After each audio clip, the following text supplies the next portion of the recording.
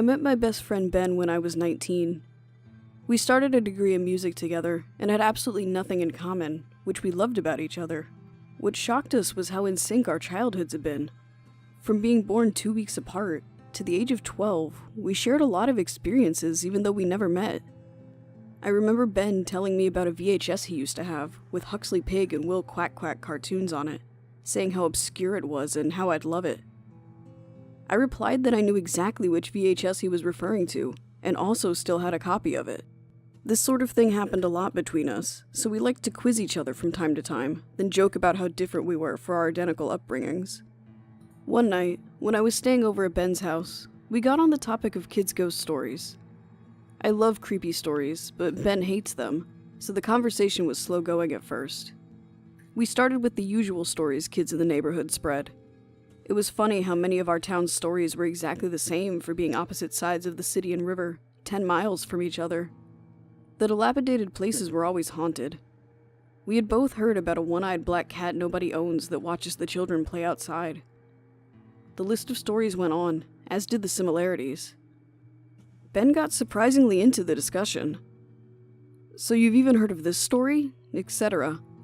To which I confirmed or told my town's slightly different version of the story. That's how the night progressed. After we exhausted the conversation, he ended with, "Even to this day, I'm still scared of the dogmen, so please tell me you've heard that story too." I just remember being dumbfounded, saying I had no idea what a dogman was. As far as I'm aware, the dogman story is just in Ben's town. We tried looking on the internet, but Ben was too easily freaked out by pictures and scary stories that popped up as we searched.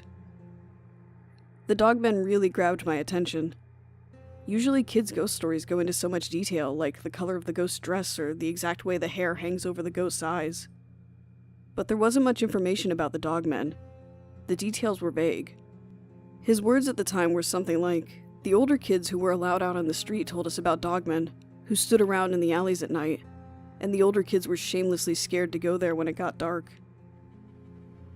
Obviously it was thugs or druggies, I explained, but he was adamant. No, because they ran away when they noticed the kids watching them. They'd climb up the high walls of the back alley into people's backyards really fast, without making a noise. The older kids wouldn't talk about it unless pushed.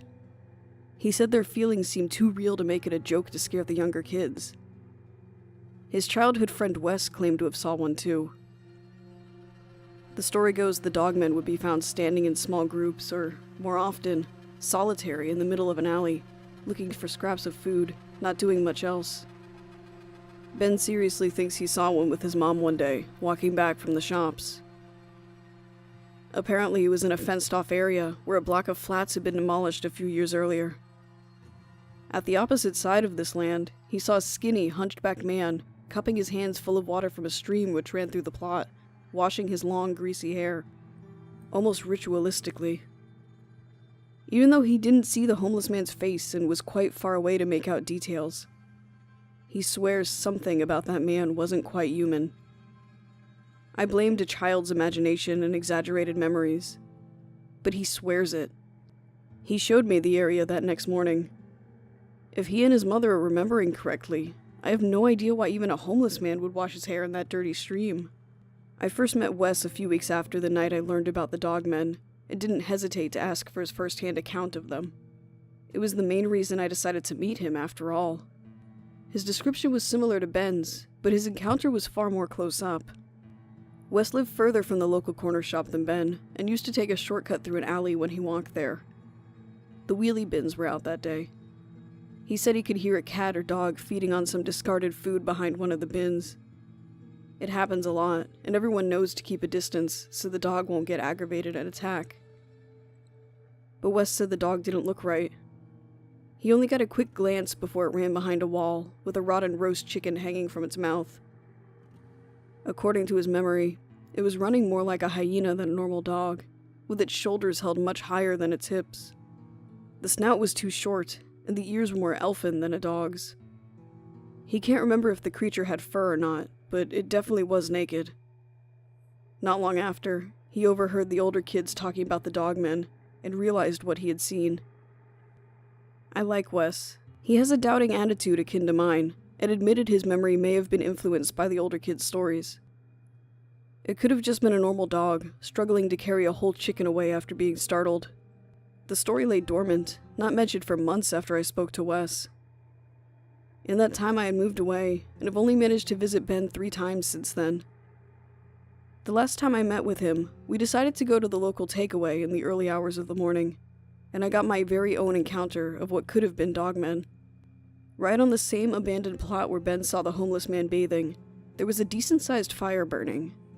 I could make out possibly 3 silhouettes huddled around the flames. Ben's area is pretty rough, so this isn't an unusual sight, but I don't know how to describe it. Those figures weren't moving naturally. My view wasn't great because Ben wouldn't move closer than we were, but I swear those silhouettes never stood completely upright. We watched them for about 5 minutes. They were hunched over with their backs to us, warming their gloved hands by the fire with their hoods up. I remember one of them moving closer to the fire while keeping its hands on the ground.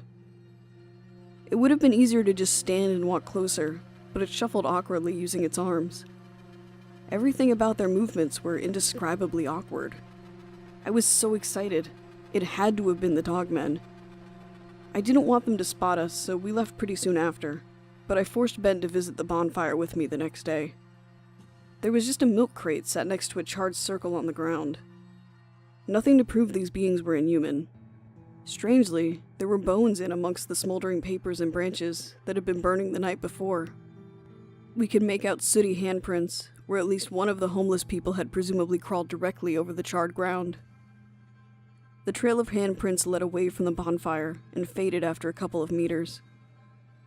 That was all we found. We walked away feeling slightly silly, laughing at how we had probably been stalking a trio of drunk tramps. However, Ben's realization unnerved us terribly. As the hand trail faded, he pointed out a large paw print becoming more and more prominent in the middle of the fading handprints. Then it struck me why I found their gait so weird the night before. As that man had walked closer to the fire, he placed his feet in exactly the same spot where his hands had been. We stared in shock, not sure what to make of the trail. Then the yelps and growls of dogs fighting came from a bush uncomfortably close to us. I'm not ashamed to say we ran away crapping ourselves. Maybe it was just a pack of dogs. We didn't care to look, and I'm never going back there to find out.